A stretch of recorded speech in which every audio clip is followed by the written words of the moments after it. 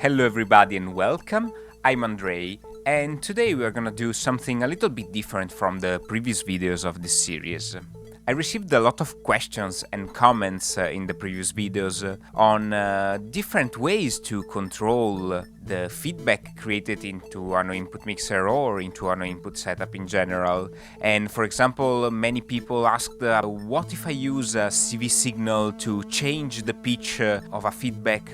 I'm not really familiar with this type of things because I prefer to stay more in the uncontrollable and unpredictable side of no input techniques. The unpredictability, the surprise, and the interplay between the man and the machine is something that it's super important, and I want to preserve also in my live performances. I haven't tested that much this type of techniques to control the feedback. So in today's video we are gonna try some of them together, and it's not really a tutorial, it's more me experimenting in front of a camera, and I hope you will enjoy it. For this first experiment I start with the no input mixer. Here there is a simple feedback. And then I have a sequencer here, so I can send CV signals to my mixer. One of the most frequent questions is, can I use a CV signal to change the pitch of my feedback and make it play a melody or a series of notes? So now I'm gonna connect the pitch output control voltage from my sequencer here to one of the channels of my mixer and see if it's able to change the pitch of this single feedback here. I'm gonna connect it directly to one of the channels of my mixer here. Here we have a keyboard, sort of keyboard, so I can play some notes and see what happens.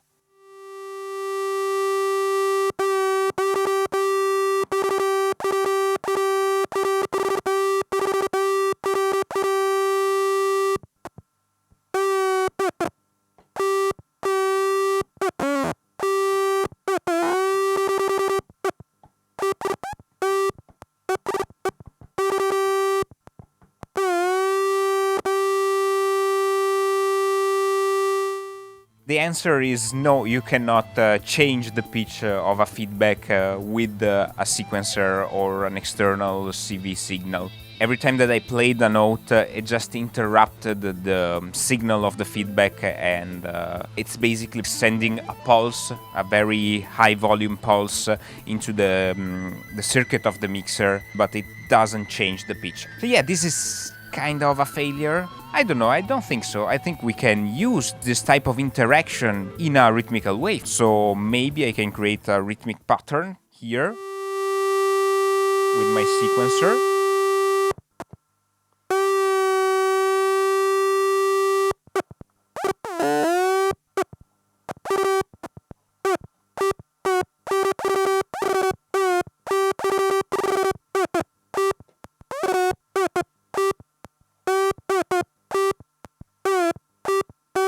Here you can hear the pulse also from the sequencer.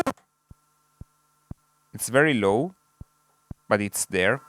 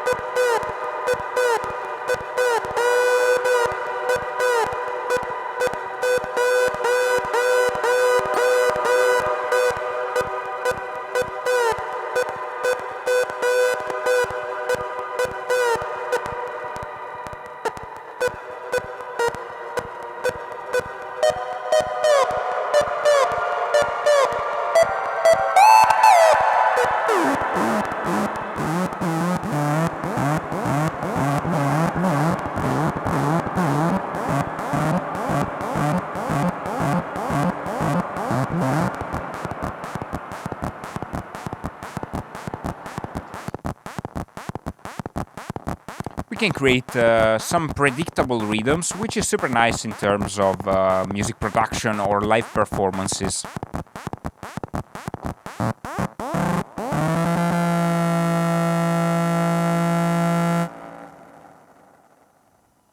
This can be very useful if you want to make a no-input setup interact with other electronic instruments. So if I connect my sequencer here, for example, to a drum machine or to a synthesizer, I can make the feedback play in time with that synthesizer and with that drum machine.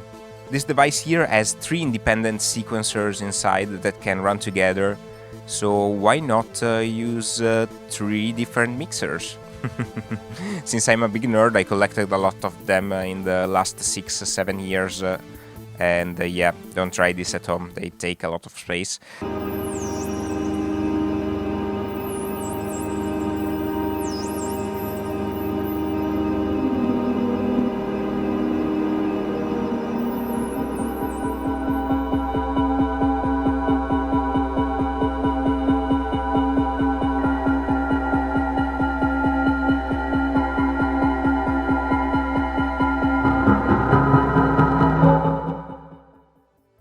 And I connected also this filter here to my sequencer, so I'm gonna use it as a sort of kick drum, because the self-oscillation of this filter sounds amazing.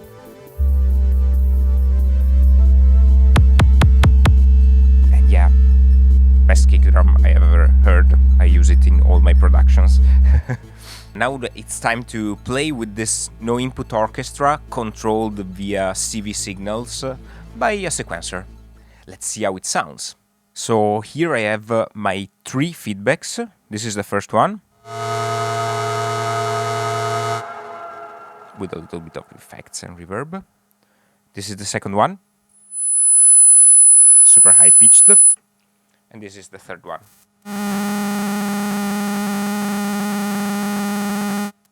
Let's see how the sequence that I wrote interacts and make them play in time together.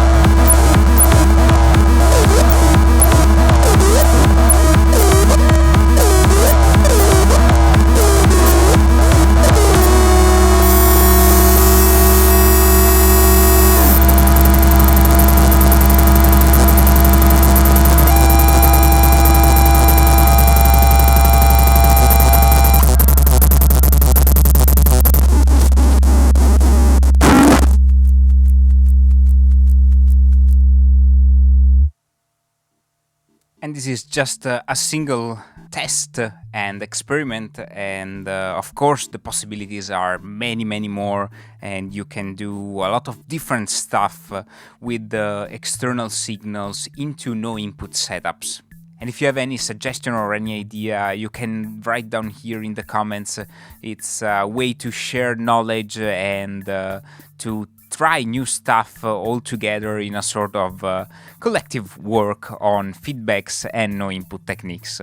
Thanks everyone for tuning in. I hope you enjoyed this video. The next ones will be very different from what you saw in this channel. I'm gonna go in 2 different places at the end of June and in August, and I'm gonna record 2 special videos that I really want to share with you. No spoiler, obviously, but one is connected to a museum and the other one is connected to a festival and improvisation. If you're curious about these new projects, don't forget to subscribe to the channel. You will be updated about the release of these, I hope, interesting videos. Again, thanks everyone, and see you soon somewhere out there. Bye!